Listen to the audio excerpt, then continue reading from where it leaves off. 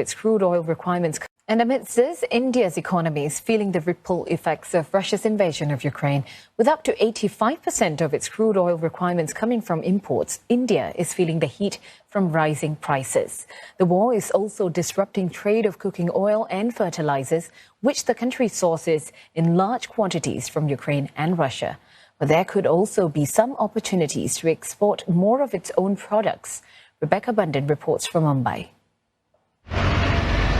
This business sells water to construction companies and households. Its fleet of 12 trucks travels across the city to deliver to its customers.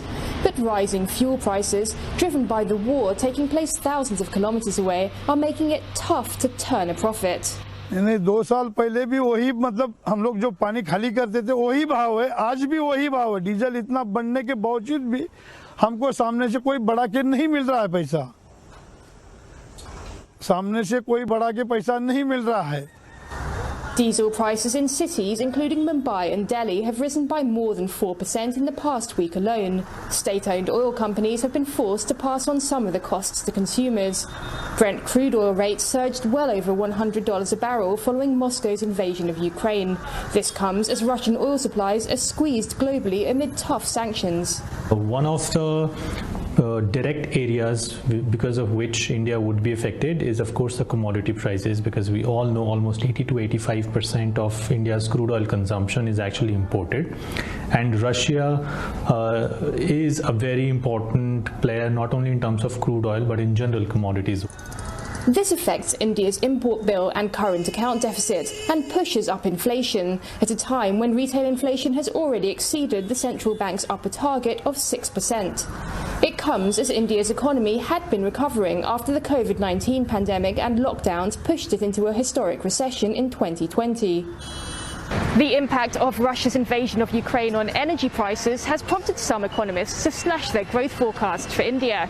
Fitch Ratings has lowered its GDP growth projection for the financial year beginning in April to 8.5% from an earlier forecast of 10.3%. Only about 1% of crude oil comes directly to India from Russia, but New Delhi is looking at sourcing more of the fossil fuel from Moscow amid widespread reports it's being offered steeply discounted rates.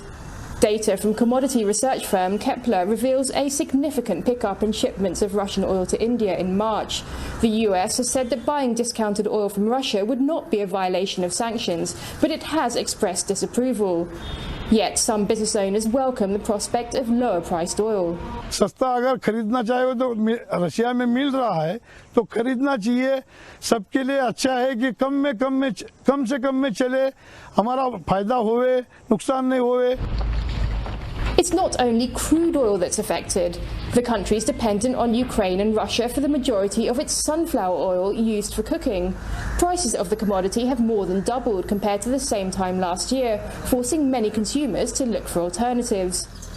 India also relies heavily on Russia for certain fertilisers. Overall, though, economists say the country's direct trade exposure to Russia and Ukraine is small, and the effect is limited to specific products.